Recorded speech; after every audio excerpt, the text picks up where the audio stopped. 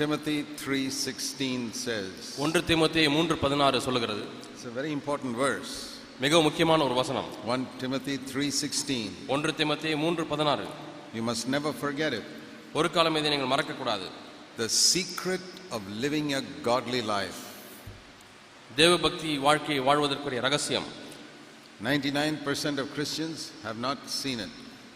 கிறிஸ்தவர்களிலே 99% இந்த ரகசியத்தை பார்க்கவில்லை. The secret of a godly life is in seeing that Jesus came in the flesh. தேவபக்திக்குரிய வாழ்க்கையின் ரகசியமானது தேவன் மாம்சத்திலே வந்தார் என்பதை பார்ப்பதாகும். And he kept his spirit pure.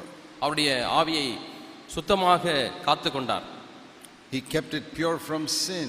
பாவத்திலிருந்து சுத்தமாக காத்துக்கொண்டார். He kept it pure from the world. உலகத்திலிருந்து கரைபடாதபடி பரிசுத்தமாய் பாதுகாத்துக் கொண்டார். And he kept it pure from the devil. பிசாசினிடத்திலிருந்தும் சுத்தமாக அவர் பாதுகாத்துக் கொண்டார். These are the three enemies of the Christian. ஒரு கிறிஸ்தவனுக்கு இந்த மூன்றும் தான் சத்துரு. The flesh, the world and the devil. மாம்சம், உலகம், பிசாசு.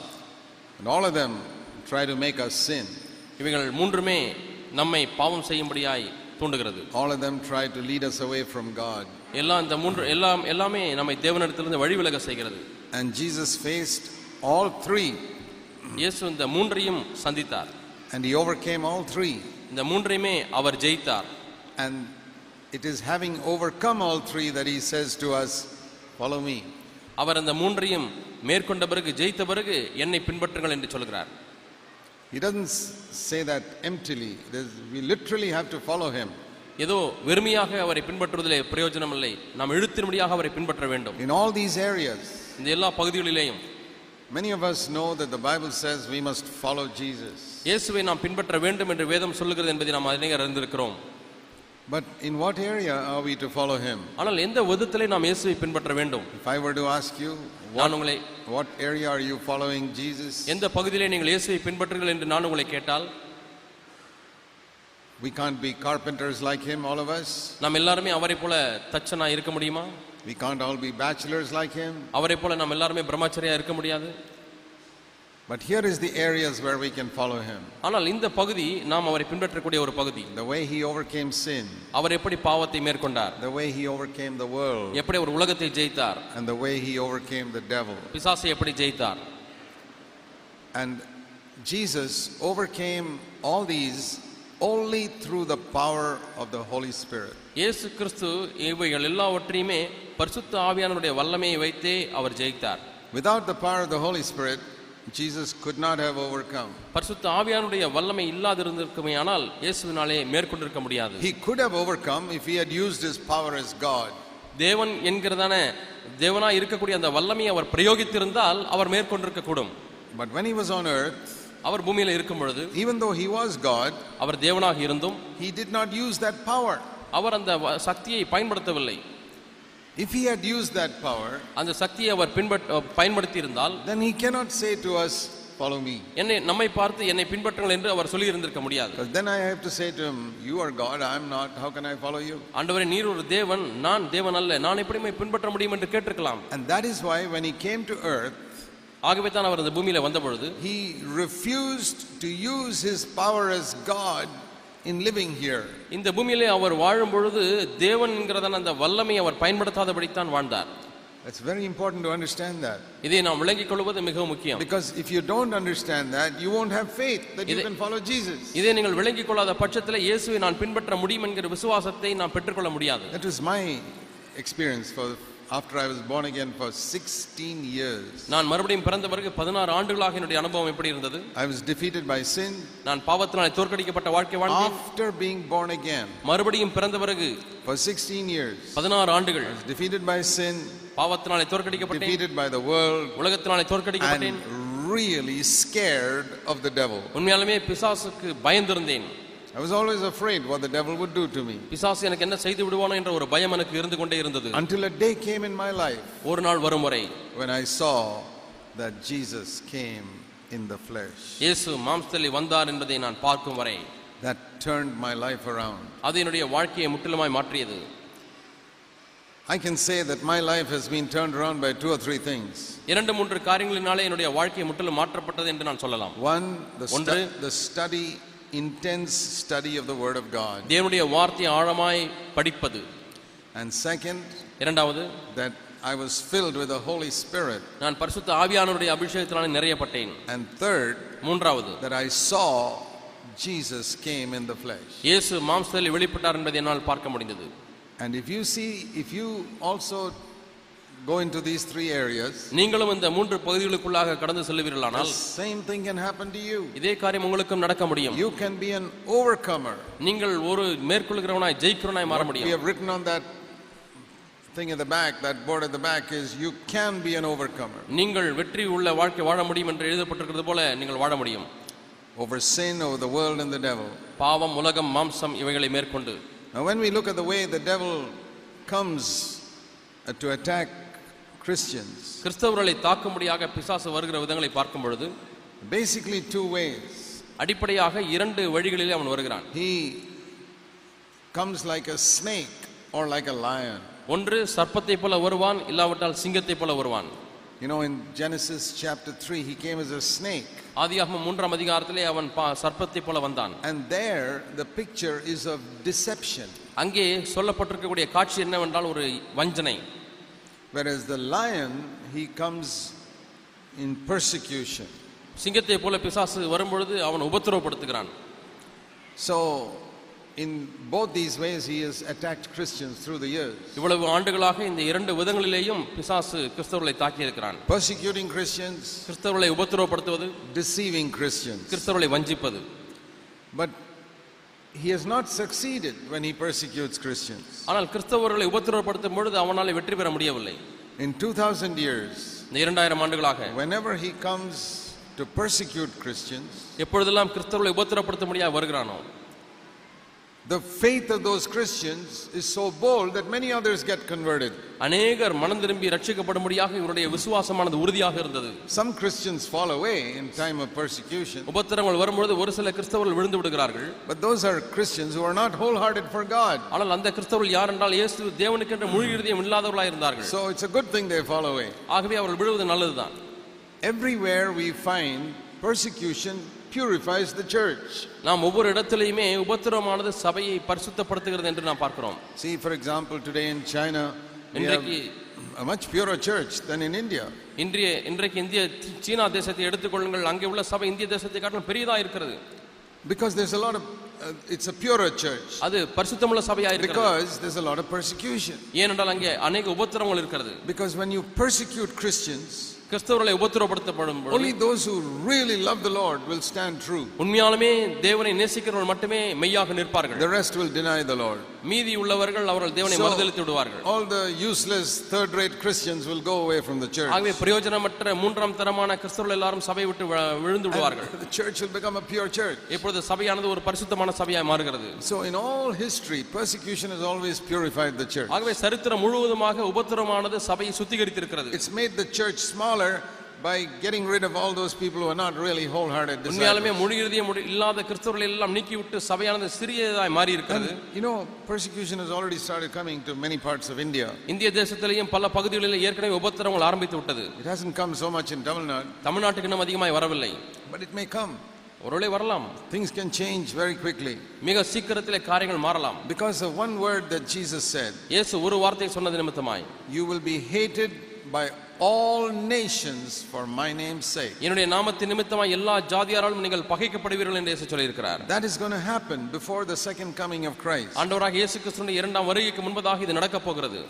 The Bible teaches that before Jesus returns there's going to be a tremendous time of persecution for இயேசு Christians. கிறிஸ்து மீண்டுமாய் வருவதற்கு முன்பதாக ஒரு பயங்கரமான உபத்திரவ காலத்துக்குள்ளாக சபை செல்லும் என்று பார்க்கிறோம். Now I know that a lot of Christians teach that Jesus will come and take us up before that time of persecution. ஆனால் இந்த உபத்திரவ காலத்துக்கு முன்பதாகவே இயேசு கிறிஸ்து வந்து நம்மை எடுத்துக்கொள்வார் என்று பல சபைகள் போதிக்கிறது. But Matthew chapter 24 is very clear. ஆனால் மத்தேயு 24ஆம் அதிகாரம் மிகவும் தெளிவாக இருக்கிறது. And Revelation is also very clear. வெளிப்படுத்தின விசேஷத்தில் மிகவும் தெளிவாக இருக்கிறது. Now I've explained this much more clearly in a book there called The Final Triumph. கடைசி வெற்றி என்கிற புத்தகத்திலே இதை நான் மிகவும் தெளிவாக விளக்கி எழுதி இருக்கிறேன். You can get a copy of that and read it.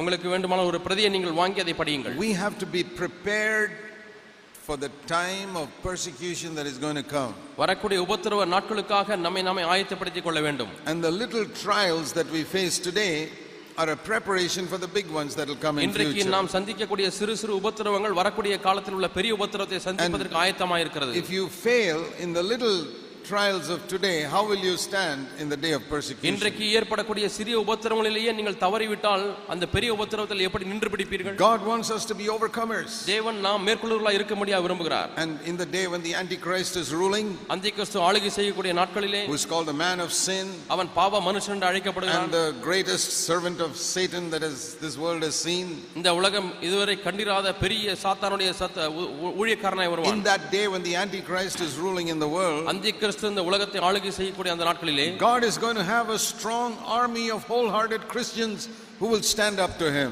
அவருக்கென்று நிற்கக்கூடியதான முழு இருதயமுடைய கிறிஸ்தவர்களே இருக்கக்கூடிய ஒரு சேனையை ஆண்டவர் வைத்திருப்பார். Who will not bow down to him. அவர்கள் அவனுக்கு தலைவணங்க மாட்டார்கள். Who will not deny the Lord Jesus Christ. ஆண்டவராகிய இயேசு கிறிஸ்துவை மறுதலியாதவர்கள், Spirit-filled believers. ஆவியினாலே நிரப்பப்பட்ட விசுவாசிகள்.